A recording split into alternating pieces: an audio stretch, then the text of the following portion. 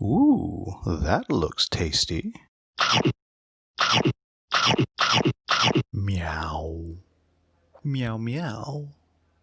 Meow meow meow. Meow. Meow. Meow. Meow meow.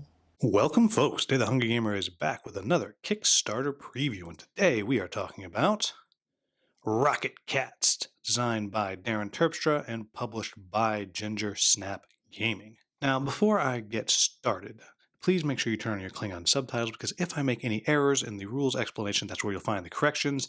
And also, I do need to point out that this is just a prototype and everything is subject to change. Now, what Rocket Cats is it is a game for 1 to 13 players. Yes, 1 to 13 players, which is more or less a free-for-all brawl where these cats are firing rockets, throwing grenades, using jetpacks and Uzis and swords to eliminate their opponents. And it can be played in a solo survivor mode, a 3 to 5 player free-for-all, or a 6 to 13 player team game. If you are not interested in how this game is played, just want to jump into my final thoughts, then you want to go to the timestamp on the screen, right?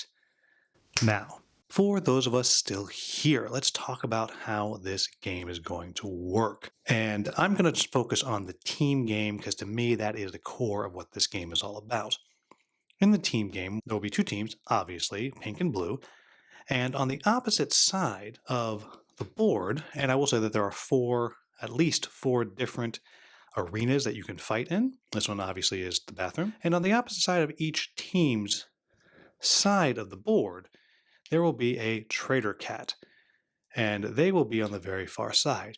And each team is trying to kill the traitor cat of their color, and the person playing the traitor cat is trying to be killed, though they are unable to harm themselves. And the way they're going to do that is through a series of programs. And each turn, each team will get 1 minute to plan out what it is that they want to do, and then everyone will get 1 minute to do their program of 5 out of 8 cards that they are dealt. And what you're going to do is when you have picked your 5 cards, you'll lay them out left to right, and they will all be face down, but of course that's boring for you to look at. And on the back of each one of these cards, players will have picked an arrow that points up to the top, meaning they're going to use the top half of the card, or down to the bottom, which means they're going to use the bottom half of the card. So it would look something like this. They're also able to pick from 4 always available actions, turning around, walking, or using jetpacks, in which case they would just place it on that portion of the card and your opponents would know what you are planning to do. When it comes time to activate, the first card would be flipped over and then you would go in color order. Green goes first, then blue, purple, red, orange, then yellow. The cards activate in that order and you do whatever it is that they say. Once that is done, any projectiles that are out on the map, those are rockets or grenades, whatever they may be, they will move. Things like rockets simply keep moving across the board, while things like grenades have trajectories, which might be something like this. And then you can see it would be following that trajectory. You'll also notice that I wrote right on the board because the boards are made with dry erase material. And you're going to keep playing until one player has their traitor cat killed, or in other modes until all the players are killed, or whatever it may be. Each cat has, as you can guess, 9 lives. Every time you get hit, you lose 1 or more lives. And that's pretty much it. The only other thing I do need to point out that I didn't say is after all the projectiles move, gravity takes effect. So if you have a cat that's taken its jetpack up here, it will fall down 1 until it lands on something stable. That's the core of how this game works. So what do I like about this game? First of all, I like the programming aspect. I like that you are trying to put out 5 different things and follow that plan, but not only are you picking out of 8 different cards, but each one has 2 options. So you have a ton of choices of what it is that you can do as you try to move yourself around this board and predict what your opponents are going to do. And there's really no limitations to what you can do because you have jetpacks, you have grappling hooks, you have teleporters, and it all comes down to what you pull out of these massive decks of cards here. And I also really appreciate that it is possible just to not get any way to move, but then you always have your always available actions on the back, which again is a nice little touch. So I really like the level of programming. It's easy to understand, but oh my goodness, is it hard to make it actually do what you want it to do, which is really, I think, a big part of the fun. The second thing I like about this game is it is complete, unbridled chaos. Because, as I've already said, it's very challenging to pick 5 cards and then the right side of each card and then the right top or bottom of each card to get your cat to do what you want to do. But of course, there might be 12 other cats also trying to do things, and you may have only had 1 minute to coordinate with 5 other cats as you're trying to get your plan together. And so, though a programmer game doesn't usually sound like chaos, in this case, it is total chaos. And I'm a guy who likes chaos in my games, so I think it is just a lot of fun. The second to last thing I'll say is I think there's something really delightful about having a game that really shines at a huge player count. Now, to be fair, I have not played this game with 13. Obviously, I'm not getting together with 12 other people, but the idea of having 12 other people and we're all trying to coordinate and it's easy to play is a fantastic thing because usually you're only playing party games like Telestrations or Just One or something like that. But this is a game that has some actual meat to it, and I think that is very cool and something that I'm really excited to play this at a convention one day when we're actually able to have conventions again. And then the last thing that I like is I really like the production on this. Now, this is just a prototype, and some things are clearly not done, like these tokens here still just have white backgrounds. I'm assuming they're going to be colored in with something. If they're not, well, then they look unfinished. But again, it's just a prototype. But I love this idea that this is a dry erase board. It comes with some static clings, arrows you can put, but what?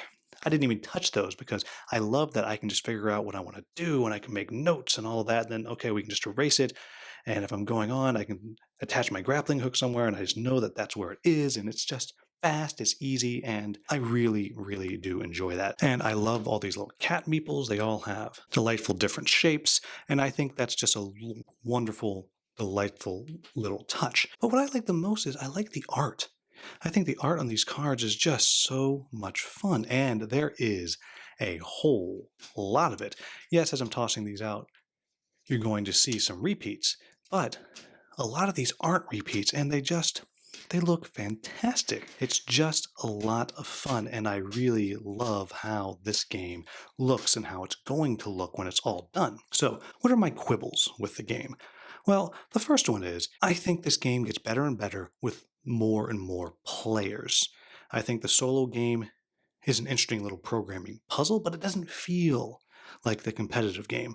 And while I have not gotten to play it with 5, 6, 7, 8 other people, I feel like I understand this game enough to know that that is where it's going to shine. And so it can be very hard to get that many people together. So that can be a challenge. And then the other thing that I will say is, again, not a problem at all for me, but it might be for you, is again, this game is total chaos. And if you don't like chaos, you're going to really struggle with this game. And in some ways, that is kind of at odds with what the game is because it is a programmer. And usually, programmer games don't feel chaotic, but this one, boy, does it ever. And I think that makes sense considering what the theme is. After all, you try herding cats, right? Well, this is what you have here. But really, that's it, folks. And if you've been looking at this and thinking, man, that reminds me of the video game Worms, you're right.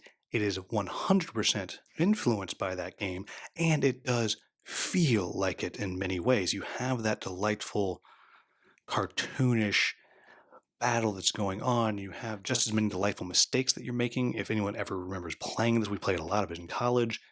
Constantly, you would toss your grenade and mess up your throw, and it would bounce right back onto you. And there are multiple times when I was playing solo that I legitimately wound up hitting myself with my own rocket because I didn't plan things out perfectly. And so it really captures that feel. And if you liked that, then here you go. I think this is a game that if you're the type of person that likes the vibe of a party game but is craving something with more meat, then this might be what you are looking for. You need a lot of players to make it sing, but if you got a lot of players, and you're not going to take it too seriously, I think this is a game that you are really going to enjoy. So there you have it, folks. If I made any mistakes in the brief rules overview, please do let me know in the comments with a timestamp. As always, if you found this video useful, please like, subscribe, and share. Thank you all so much for watching. Have a wonderful, wonderful day.